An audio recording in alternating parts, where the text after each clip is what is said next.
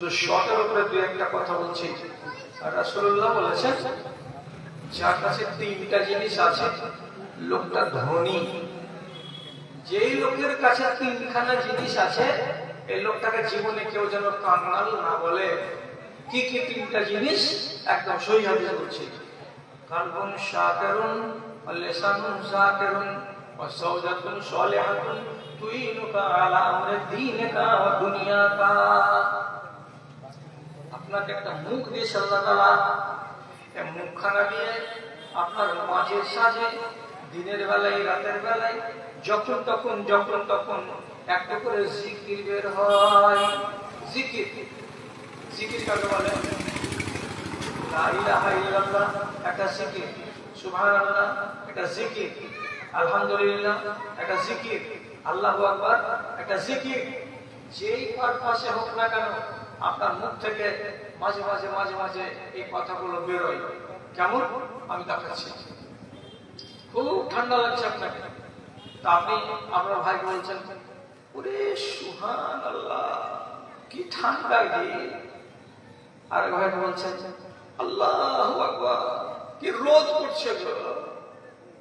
তা আপনি সংবাদ দিতে গিয়ে তার আগে কি বলছেন? আল্লাহু আকবার, সুবহানাল্লাহ আর নয় আলহামদুলিল্লাহ, এই সমস্ত কথাগুলো আপনি বলছেন। তো রাসূলুল্লাহ কি বলছেন? যে মুখখানা ভিজে থাকে আল্লাহর জিকিরে দিনের বেলায় রাতের বেলায় মাঝে সাঝে একবার দুইবার তিনবার করে লা ইলাহা ইল্লাল্লাহ কিংবা আলহামদুলিল্লাহ কিংবা এই ধরনের কথাগুলো একবার করে উচ্চারণ করে, এই একটা মানুষ। দুই নম্বর, কালবুন শাকির, একটা মানুষ সবসময় শুকরগুজার, মানে আল্লাহর কৃতজ্ঞতা জ্ঞাপনকারী, দুঃখে সুখে অভাবে সচ্ছলতায় সব সময় ওর মুখ থেকে আপনি পাবেন না কোনো সময় যে সে অকৃতজ্ঞতার ভাষা ব্যবহার করছে। যেমন রোগে আক্রান্ত হয়ে আছে, আপনাকে জিজ্ঞেস করতে গেলে, ইনামুল ভাই কেমন আছে, অথচ আক্রান্ত ব্যক্তি সে আবার বলছে যে হালাত আল্লাহ তাআলা রেখেছেন খুব ভালো রেখেছেন, আলহামদুলিল্লাহ ভালো আছে। কথাটা কেমন হলো? অ্যাকচুয়ালি লোকটা ব্যথাগ্রস্ত, কিন্তু তারপরেও কি বলছে? আলহামদুলিল্লাহ আমি ভালো আছি। একটা লোকের ধান ডুবে গেছে 14 বিঘা, মাত্র 14 বিঘা ভূমি থেকে উড়িয়ে কত রকম করে এই 60-70 মণ ধান পেয়েছে, বাড়ি এসেছে। কোন লোক জিজ্ঞেস করছে কেমন ভালো ফসল পানি? একগুলো লোক আছে কি শুধু কান্নাকাটি, মরে গেলাম, মাটার হয়ে গেলাম, একদম শেষ হয়ে গেছে, বরবাদ হয়ে গেছে, কিছু আছে এগুলো কম করে বেশি কথা বলা হলো। আর একবেলা লোক কি বলছে, ওই যে 70 মণ পেয়েছে, আলহামদুলিল্লাহ যেটি আল্লাহ তাআলা দিয়েছেন অতি খুশি, ইনশাআল্লাহ অতি আমার সিজন চলে যাবে, অসুবিধা হবে না। তাহলে আপনার মুখ থেকে কি বেরিয়ে এলো? কমের উপরেও সন্তুষ্টি, আলহামদুলিল্লাহ। আল্লাহ তাআলা ওয়াদা করছেন যে ব্যক্তি শুকর করবে তাকে আমি বাড়িয়ে দেব, আর যে ব্যক্তি শুধু কাই করবে যা দিয়েছিলাম তা আমি ছিনিয়ে নেব। তাহলে দুটা গুণের কথা বললাম। আপনার মুখটাতে জিকির বেরোয়, এক আপনার অন্তরটা হলো শুকরগুজার, কৃতজ্ঞতা জ্ঞাপনকারী। 2 নম্বর গুণ, 3 নম্বর গুণ আপনাকে আল্লাহ তাআলা নবীকে বলছেন, ওয়াজাওজাতুন সালিহাতুন তুইনু আলা আমরি দীনিকা ওয়া দুনিয়াকা।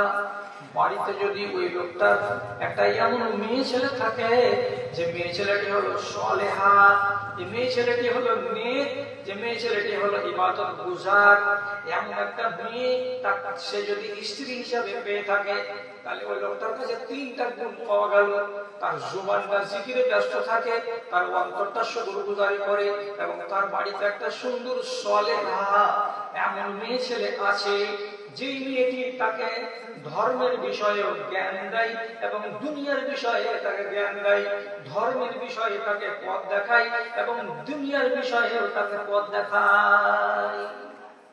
3টা জিনিস যার কাছে আছে, রাসূলুল্লাহ বললেন লোকটা ধনী, গরিব লোক নয়। কেন নয়?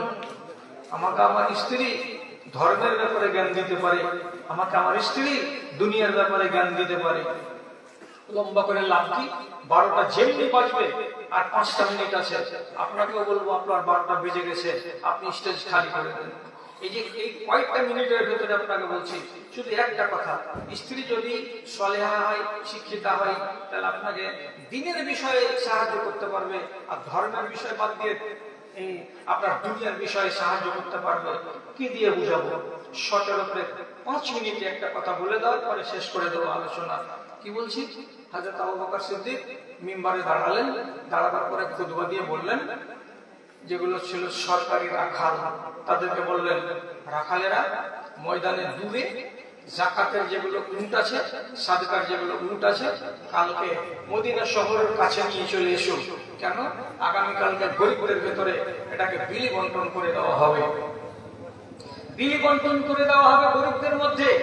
এই খুতবাতে তিনি যখন বললেন, খুতবার কথাটা সবাই শুনলো, যারা যারা গরিব মানুষ ছিল তারা খুব আনন্দিত হলো যে আগামীকালকে বন্টন হবে, তাহলে কিছু একটা হবে।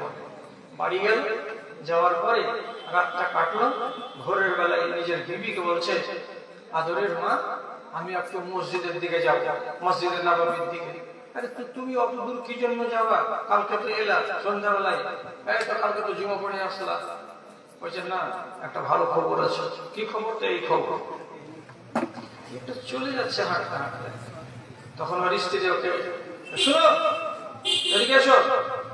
আগে কাছে ডাকার পরে বাড়ির ভেতর থেকে একটা 3.5 হাত লম্বা লাঠি এনে নিজের স্বামীর হাতে ধরিয়ে দিল।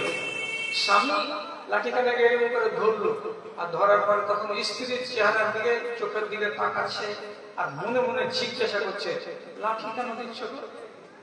লাঠি কেন দিচ্ছ গো? আমি তো লাঠি ব্যবহার করিনি।